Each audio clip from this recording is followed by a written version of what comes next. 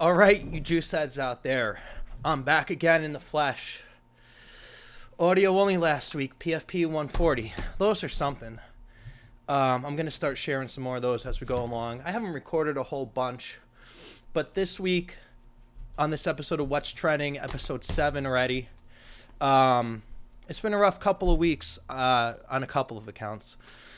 Obviously, the shit show election, and I had a couple bombshells in my real life. You know, unfortunately, we all have one of those. But don't worry. Juice is back. And unfortunately, this week on What's Trending, I have to talk about what's trending up here in the noggin. And why is that? Because Twitter doesn't believe in the First Amendment. They believe in censorship. They believe in free speech as long as your mouth is covered and you can censor it.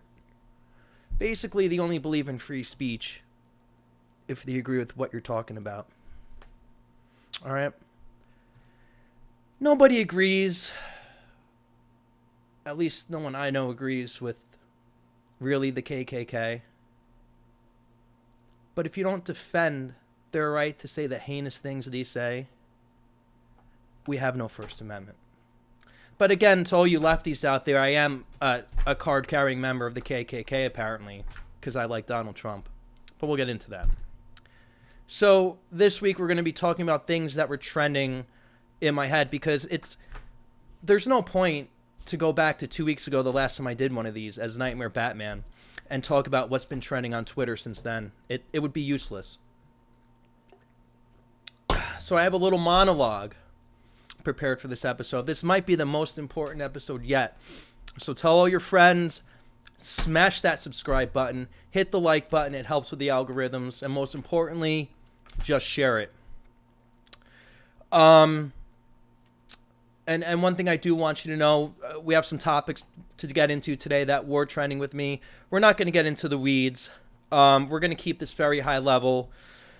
But we need to know that George Washington, the father of this country, yes, he had some slaves, but we can't keep holding the founding fathers that were around in the 1700s to the same standards we have now in the year 2020. It makes no sense. It never will make sense. And it needs to fucking stop. They talk about Trump teared this country apart. No, your political fucking left-wing bullshit going back and rewriting history the way you see fit is tearing this country apart. And this is why George Washington didn't want parties. George Washington was apolitical. He was pro-America. And the same tyranny we're seeing now coming down with all these lockdowns, all these restrictions, that's why this country was founded in the first place. And, you know, everybody's got to pick a team. Team blue, team red, team white. Well, guess what they're doing in D.C.? You know, the politicians on the puppet strings. They're all laughing behind the scenes at each and every one of you, including me. Because backstage, they're all friends. They put on a nice show on the floor of the Senate. They put on a nice show when they're speaking in the House of Representatives. But if you think for a second that all these people are not partying backstage and laughing at each and every one of you, you're in for a rude fucking awakening. Jesse Ventura said it best. Anyone that knows me knows I love pro wrestling. He became governor of Minnesota in the Reform Party, which in my opinion was the real deal, but it's now defunct. You know, he said politics is just like pro wrestling. Out in the arena, they're cutting promos against each other. They're all enemies. They fight, no holds barred. They say whatever, they do whatever. The crowd oohs and ahs and cheers and boos. Sometimes the good guys win. Sometimes the bad guys win. But guess what? Backstage in the locker room, they're all friends. They're all getting a beer together at the hotel bar after the show, or wherever the fuck they go. But they're going together. So getting back to our apolitical father of our country,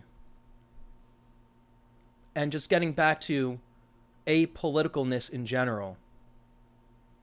What's not apolitical these days? Oh, yeah, the news. And along with the news, most of this country is no longer apolitical.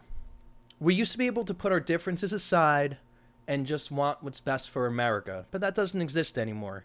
Sports are no longer apolitical. Hollywood's no longer apolitical. Colleges are no longer apolitical.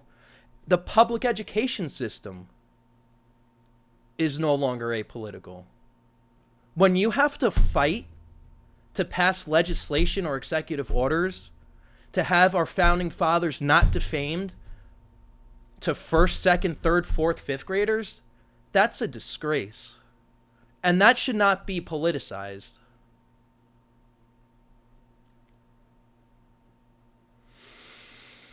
All you hear now from the left is how divided we are, and all you hear is how this guy Joe Biden's going to unite us. He's calling for everybody to unite. He's not a Democrat president-elect. He's an American president-elect.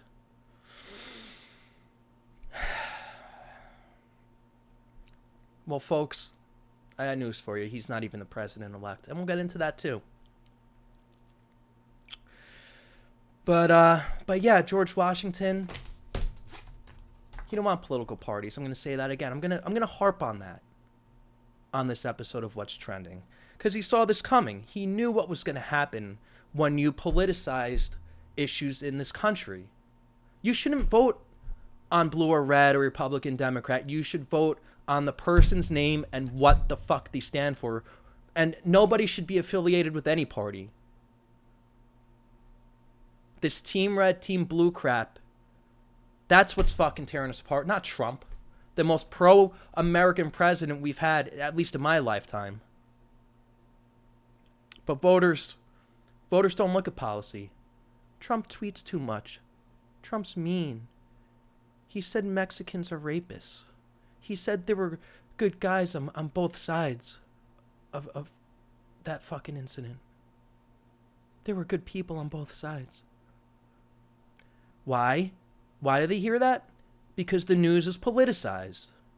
And they cherry pick and cut, just like on the editing room floor of a Hollywood production lot, they edit and cut and cherry pick what they want the public to hear. And it's disgraceful. And I'll leave you with this before I get into my topics. They always said this country would never fall from an invading force. They said this country would always fall apart from within. And look what's happening. So, with that out of the way, trending topic number 1, the election. Got to talk about it. So this is what they wanted. This is exactly what Team Blue wanted. What did they want? They wanted to change the rules coast to coast from one side of the country to the other. And congratulations, you did it. You created the chaos you wanted with this mail-in scam. It's a fucking scam and you can't tell me any different. I need an ID to buy liquor. I need an ID to get into a club in Vegas. I need like 10 forms of ID to renew my driver's license. I need ID to board an airplane. But the most sacred thing in our country, the number one right we have as Americans, actually, it's a privilege because not everybody has the right to vote. But if you have the privilege to vote, you're telling me I can just send in a fucking ballot? No one cares about the signature? No one cares about, I can just give it to the post office? And that's not even the tip of the iceberg, by the way. I'm just saying that as an example. But it's a disgrace the way this election was carried out. And it's a disgrace the way the Democrats created chaos by changing the rules at the last second, which should, you would think, be illegal. It's definitely unconstitutional. And how this was allowed, it's just beyond me. And then we'll use Michigan for an example. You're telling me they stopped counting at whatever time, midnight, 12:30. Then somehow between 12:30 and 7 a.m., hundreds of thousands of ballots came in for only one candidate. For only one? Hundreds of thousands. You're telling me not even one person was like on meth and put Trump by mistake? If, this is all legit. So let's keep going in that direction. Topic number 2, voter fraud. I'm so disgusted I can't even handle the papers right. How'd you like that? Not good enough. That was a very weak burp, and I apologize to my manhood for that one. So first of all, they admit the voter fraud, okay? Happens every year, during any election, anytime. It's so common, and it usually happens on one side, that the other side just tends to accept it. Did you know there's something called the margin of voter fraud that Republicans usually have to try to overcome when they're trying to calculate if they could really win an election? It's sad. It's sad. So now their whole talking point is, well, there's not enough fraud to change anything. Biden's ahead by so much. And it seems like they're ignoring all the statistical anomalies. And again, we're not going to get into the weeds. I'm not here for that. You can go to Bongino for that. There's plenty of links I could recommend you if you really want to get into the statistical anomaly weeds. But just a couple of facts for you. They're trying to tell me that Biden got more votes than Obama ever got, okay? Obama was the most popular president at the time when he ever got elected. Now you're trying to tell me that Biden got more votes than Trump, who, by the way, got the most votes a sitting president ever got of all time, just from what they calculated. That doesn't include any fuckery, okay? I don't know about you, and I went to NJIT. I have a degree in architecture. I'm not a genius. I'm not a mathematician. I'm not a statistician. But can those two facts really coexist? I don't know. Just something to think about. And as far as that the Democrats are willing to admit, yeah, there was like a tiny bit of fraud, but there, I can't talk. There were not necessarily fraud, but maybe people were making mistakes. Maybe certain things were irregular. Fine, we'll give you that, but there's not enough to overturn it. Whatever happened to the media? Again, I was talking about in the intro, things being apolitical. The politicized media won't do anything about this. They won't do their job and investigate it. Because what happens to a ball of yarn when you start pulling on the thread? You start to, maybe unravel things. And maybe there's something to unravel, maybe there's not. But for the election for the president of the United States, shouldn't you want to unravel that? And if they're so confident that there's no fuckery and no foul play, maybe they should unravel it. That way you could stick it up the ass of people like me that fucking want Trump to win. But they won't do that. I don't know why. Maybe they're scared of something. I don't know. Topic number 3. And that's right, I didn't do any fancy graphics because these things were trending in my brain, so whatever. Sorry. The production went from super high to still good, but whatever. It's not about the production this week. Does your vote count? Well, I could tell you in the state of New Jersey, if you vote anything to the center, or to the right of center, rather, hardly ever does anyway. But I want to know. I want to know if my vote was counted and registered. I know as of 7 p.m. on election night it wasn't. And they called New Jersey by 8. Again, I'm not like a rocket scientist. I'm not a mathematician. But I just really want to know if my vote wasn't tabulated by 7, if it was received at all. Because I don't know. How did they know by 8 o'clock? And again, I'm not trying to say Trump might have won New Jersey. I told all my friends there's no way he would win New Jersey. But there's still down ballot votes that I would have liked to have counted if they did. And if they did, great. But because of all this fuckery and all the shadiness,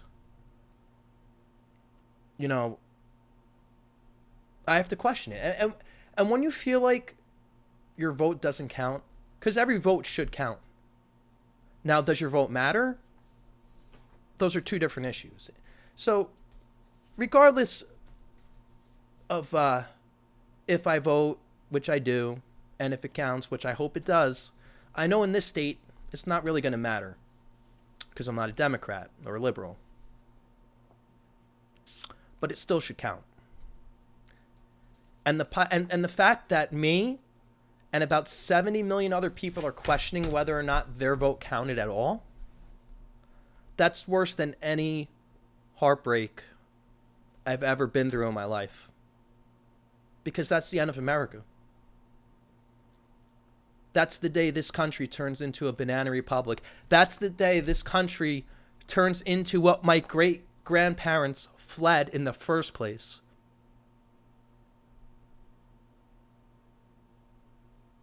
That's it.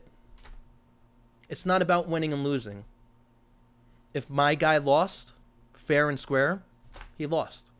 What are you going to do about it?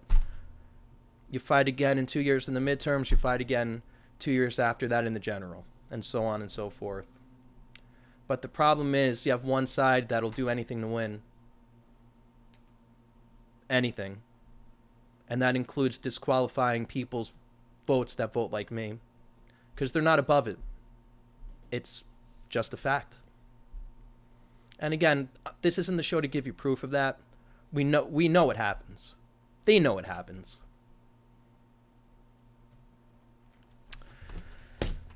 Topic. Who gives a fuck what number? Next topic. How about that? I came up with a couple of solutions. Well, really just one. We always talk about voter ID. And I was giving you some examples before of what I need ID to do. But yet you don't need ID to vote. Isn't that just so curious? But you need a passport to leave the country, and you need it renewed every 10 years with a photo. But I can just vote in some instances without even a signature and without showing up anywhere.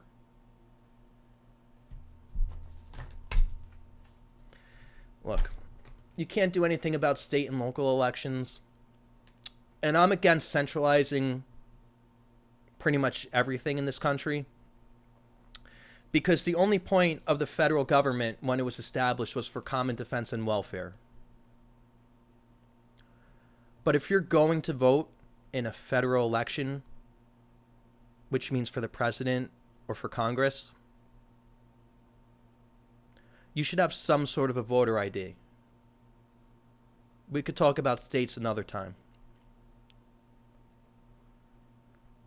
And why not treat the voter ID like a passport? It should have your photo, your signature, your date of birth, your current address, and it should have to be updated every 10 years, and perhaps you get a federal voter ID number similar to the way you have a social security number. One vote for one number. You show up in person. If you want that vote to count towards that number, that's it. You know, we're the laughing stock of the world right now. You know, my fucking Trump-hating friends used to say when Trump won the election, we're the laughing stock of the world. What are we now? Can't even figure out a goddamn election in 2020? It's such a joke. Here's, I'm not even going to call it a topic. I'm going to call it next joke. President-elect Biden. Let me ask you a question. Since when does the media declare the president-elect? Seriously. Now, they were declaring Trump president-elect 4 years ago from now, before the Electoral College process in December. But do you know why? That's because the other candidate, Hillary Clinton, otherwise known as the thick-ankled dog face, shout out to Nick DiPaolo, she did this thing called she conceded. Donald Trump, as of, I don't know what date this is. I guess it's November 11th. No, it's not. I guess it's Friday the 13th. As of Friday, November 13th. And I'm wearing a scary shirt. I'm wearing a rock shirt because that man scares me now. With his political viewpoints. But as of November 13th, Trump still has not conceded. And the states still have not certified one goddamn vote for one goddamn candidate. So this whole office of the president-elect that they made up, it's just as real as anything you'll see in Hollywood. And it's a disgrace. And it's just sad. And what's even sadder is that people believe it's real. Now, if the guy won, he won. And you just move on. But to declare him president-elect before the other person concedes or before the states certify anything is absolutely ridiculous and a fucking disgrace. You know what's not a disgrace? This unsponsored can of Ultra Paradise 0 calorie, 0 sugar Monster. Next topic. I got a lot of topics for you today. Policy. The thing people don't vote on. People vote on their team, right? They don't vote on policy. Why would policy matter in an election? Who the fuck gives about policy? I'm going to breeze through this one pretty quickly because if you have a brain between your ears, which I like to think I have somewhat of one, I may not be the biggest in the room, but I got one and I use it sometimes, and when I use it, I could be pretty scary. All I'm going to say is a few key words for your president-elect. President-elect. 94 crime bill. Biden just didn't sponsor it. He helped write it. Super predators. That's what he referred to. You black people out there, that's what he called you. His words, not mine. I don't judge people by the melatonin level of their skin. I judge them on the basis of their character. You're either a fucking douchebag or you aren't. You're either a good, halfway decent person or you're not. Color of your skin is irrelevant. I don't know why one side is so obsessed with it. To me, that's beyond racist. And then your vice president-elect, Miss Harris, as Attorney General in California, locked up more blacks than anyone else in the history of the state. So congratulations to you minority Democrats out there. Oh, and by the way, she had someone on death row that she wouldn't release even though they were proven to be innocent. You know why she wouldn't release that person? Because it would have been an L on her record. But that's who you want representing you.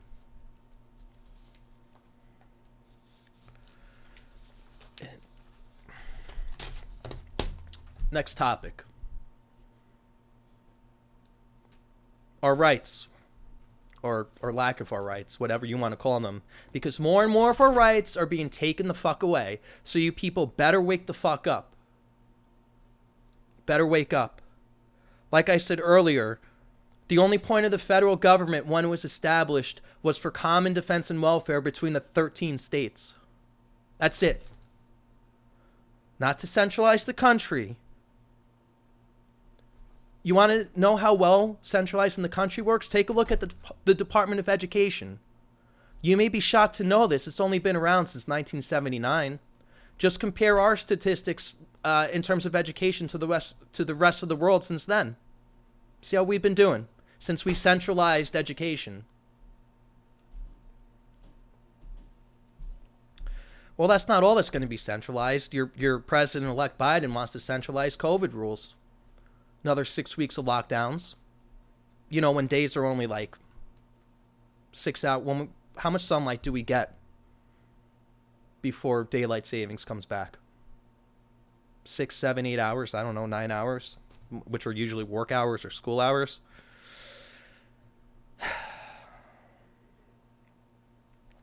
Biden's own COVID czar that he's already picking his cabinet, even though he hasn't won yet. A man by the name of Ezekiel Emanuel. Check him out. By the way, Biden is 77. This guy has wrote an article about how people should be pretty much euthanized past the age of 75. But again, I'm not going to get into that. I'm not going to get into the weeds. This guy is also the brother of Ari Emanuel, who, if you've ever seen Entourage, Ari Gold is based off Ari Emanuel, the big WMA guy. I believe that's his agency.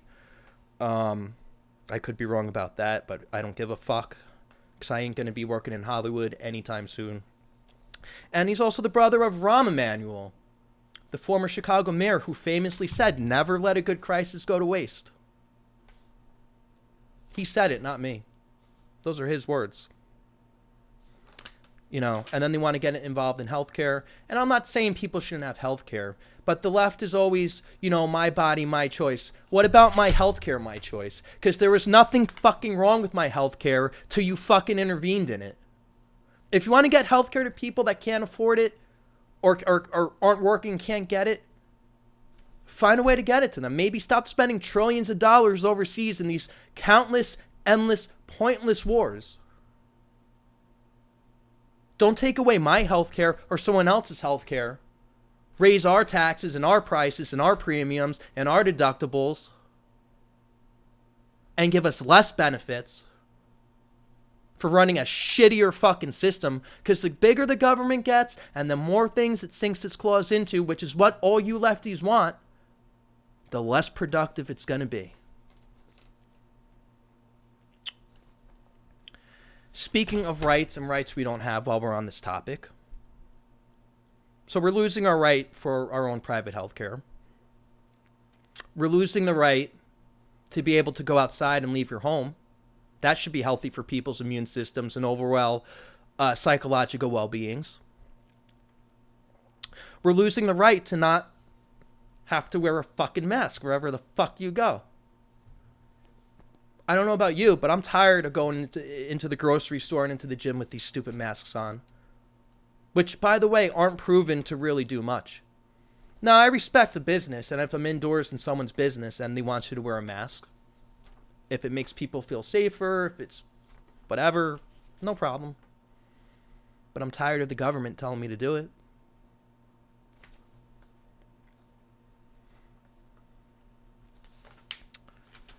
Next topic. Censorship. So according to the Democrats, a couple of people in Russia paid about $10,000 for some fake Facebook ads that apparently influenced the election. But Twitter and Facebook can censor whatever they want that's right of center, and that's not election interference. Hundreds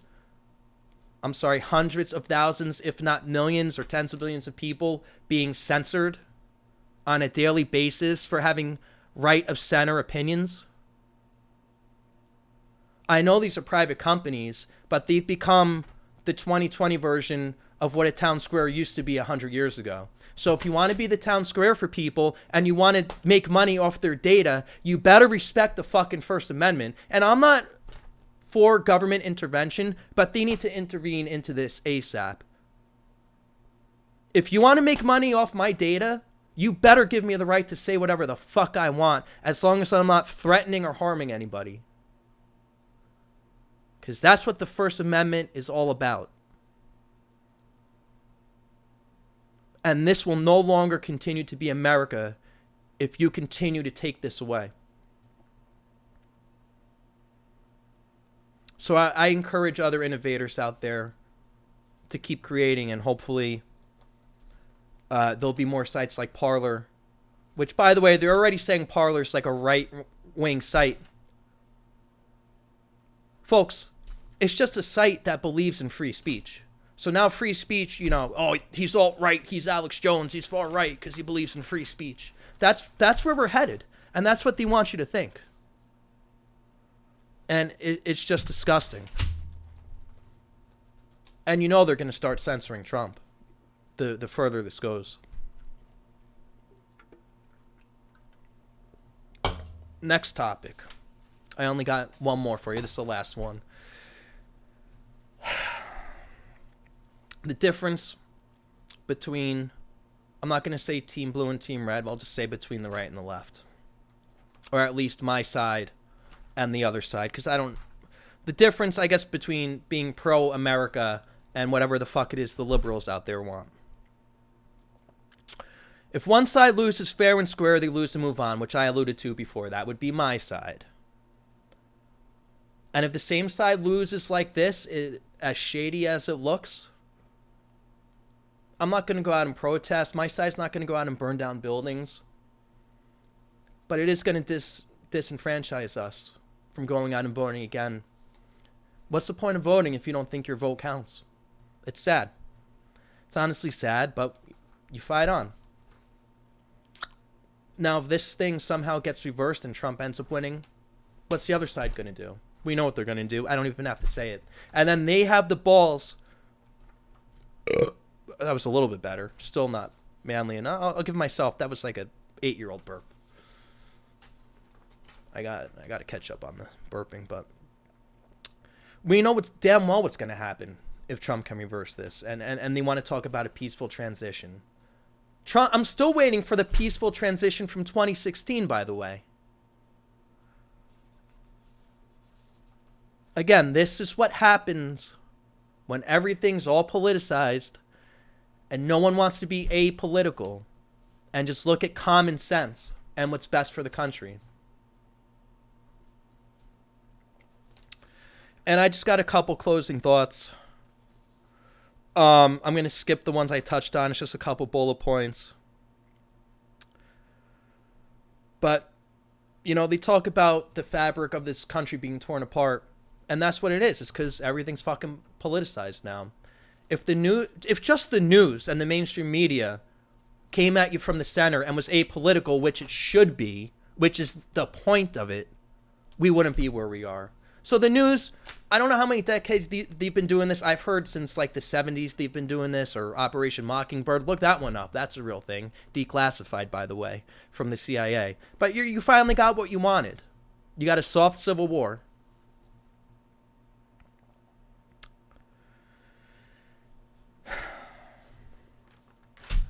And if the left keeps winning, they're just going to keep burning up that Bill of Rights. So, it's a nice memory. And I just want to leave you with this, and I've been saying, it's been the theme of the show. This really isn't about Team Red versus Team Blue. Go read a civics book. It's about what the Founding Fathers fought against versus what the Founding Fathers created. And with elections like this, where half the country is troubled not by the outcome, but by how the outcome was reached, we're in some serious trouble.